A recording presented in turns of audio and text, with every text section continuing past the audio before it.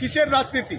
কাছের একটা স্বাধীন সার্বভৌম রাষ্ট্র, সেখানে তারা তাদের মতো করে তাদের দেশ পরিচালনা করছে এবং করবে।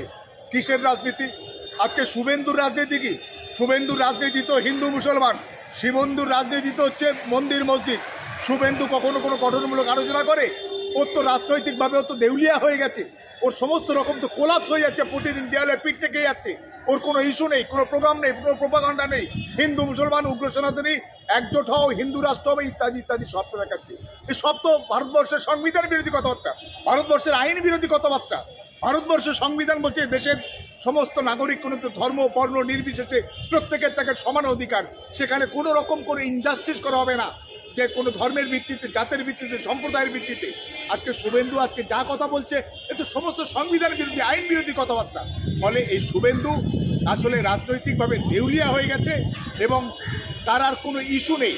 এখন ব্যাপারটা হচ্ছে ওর বোধহয় মানে রাজনৈতিক জীবন যদি পুনরুদ্ধার করতে হয় ওকে তৃণমূল কংগ্রেসেই ফিরে আসতে হবে। আজকের বিজেপিতেও কোণঠাসা, আজকের সুকান্ত মজুমদার, দিলীপ ঘোষ গ্রুপ একে মানে শুভেন্দুকে সহ্য করতে পারছে না, কিন্তু সুকান্ত এবং দিলীপকে টেক্কা দেওয়ার জন্য ও আরও বেশি হিন্দুত্বের জিগির, উগ্র হিন্দুত্বের কথা বলে নিজের বাজার গরম করতে চাইছে এবং মিডিয়ার কাছে বা জনসাধারণের কাছে টিকে থাকতে চাইছে। কতগুলো মিডিয়া, গদি মিডিয়া তাকে শুভেন্দুকে বিশেষভাবে তোল্লা দিয়ে এখনও শুভেন্দুকে রাজনৈতিকভাবে অক্সিজেন বা বাঁচিয়ে রাখার চেষ্টা করছে। আসলে ও একটু ক্রমায় চলে গেছে রাজনৈতিকভাবে, ও খুব খারাপির মধ্যে আছে। সেখান থেকে নিজেকে ফিরে পাওয়ার জন্য একেবারে উগ্র হিন্দুত্বকে, উগ্র সাম্প্রদায়িকতাকে একমাত্র পুঁজি করে নিয়ে ফেলেছে এই শুভেন্দু অধিকারী।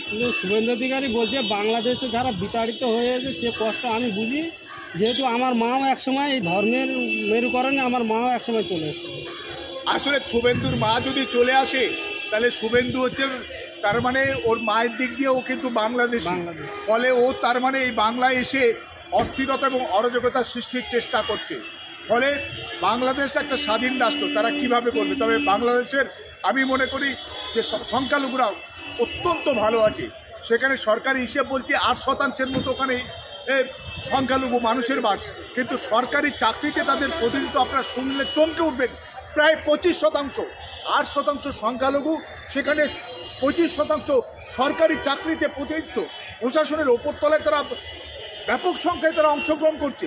আর এই পশ্চিমবঙ্গের দিকে তাকিয়ে দেখুন, পশ্চিমবঙ্গে যারা সংখ্যালঘু তারা সংখ্যায় 30%, অথচ তাদের সরকারি চাকরিতে প্রতিনিধিত্ব মাত্র 3%, অর্থাৎ 10 ভাগের 1 ভাগ। আর ওদিকে 8%-এর চাকরি 25%। ফলে কারা ভালো আছে? আসলে ওরা ভাবছে, যদি ওই শুভেন্দুর মা ভেবেছিল বা আরও কেউ কেউ ভাবে যে ওরা বাংলাদেশে ওরা মুসলিমরা সংখ্যাগরিষ্ঠ, ওখানে থাকলে আমরা হয়তো মুখ্যমন্ত্রী বা প্রধান পদ পাবো না। আমরা ঠিক একইভাবে দেখেছিলাম যে 1942 থেকে 1947 পর্যন্ত যে বাংলার যে সমস্ত সরকারগুলো তৈরি হয়েছিল, সে নিজামুদ্দিন বলুন, ফজলুল হক বলুন, সোহরাবর্দী বলুন, সমস্ত মুসলিমরাই সেখানে সংখ্যাগরিষ্ঠ অবিভক্ত বাংলায় ছিল বলে তারা সব প্রিমিয়ার হয়েছিল এই মানে অবিভক্ত বাংলায়। ফলে সেই সময় শ্যামাপ্রসাদ মুখোপাধ্যায় তৎকালীন যে আমাদের যে সর্দার বল্লভভাই প্যাটেলকে চিঠি লিখেছিল, ভারতবর্ষ ভাগ হোক আর না হোক বাংলাকে ভাগ করতে হবে, এই দাবি তারা জানিয়েছিল। ফলে তারা ভেবেছিল পশ্চিমবঙ্গে যদি মুসলিমদেরকে সংখ্যালঘুতে পরিণত না করা যায় তাহলে তারা মুখ্যমন্ত্রী, স্বরাষ্ট্রমন্ত্রী বা সমস্ত গুরুত্বপূর্ণ মন্ত্রক পাবে না। ঠিক একইভাবে বাংলাদেশ থেকে যারা তথাকথিত উগ্র সনাতনী যারা এবারে আসছে, তারাও ভাবছে যে আমি বুঝি এই পশ্চিমবাংলায় একবার ঢুকে পড়লে সেখানে আমরা নেতা মন্ত্রী হব, উপরে পোস্ট পাবো, আরও গুরুত্বপূর্ণ জায়গা পাবো, কিন্তু বাংলাদেশে হলে সেই গুরুত্বপূর্ণ জায়গা হয়তো একেবারে প্রধানমন্ত্রী, মুখ্যমন্ত্রী বা একেবারে কি পোস্টে পৌঁছতে পারবো না। সেই আশা এবং আকাঙ্ক্ষা থেকেই তারা এই বাংলায় ঢুকছে, আর শুভেন্দু তাদেরকে পুঁজি করছে। তবে আমি মনে করি এবং বিশ্বাস করি আমাদের এই বাংলায় পশ্চিমবঙ্গে যারা সংখ্যালঘু আছে তারা কিন্তু লড়াই করে তাদের অধিকারের জন্য তারা লড়াই করে বেঁচে আছে এবং ভবিষ্যতেও বেঁচে থাকবে। বাংলাদেশেও যদি সংখ্যালঘুদের উপর অন্যায় এবং অত্যাচার হয় আমরা তার প্রতিবাদ করছি, প্রতিবাদ করব শেষ দিন পর্যন্ত। কিন্তু তাদেরও কিন্তু তাদের সেই দেশে সেখানে তাদেরও লড়াই করে বেঁচে থাকা এবং তাদেরকে অধিকার পুনরুদ্ধার করার চেষ্টা চালানো দরকার।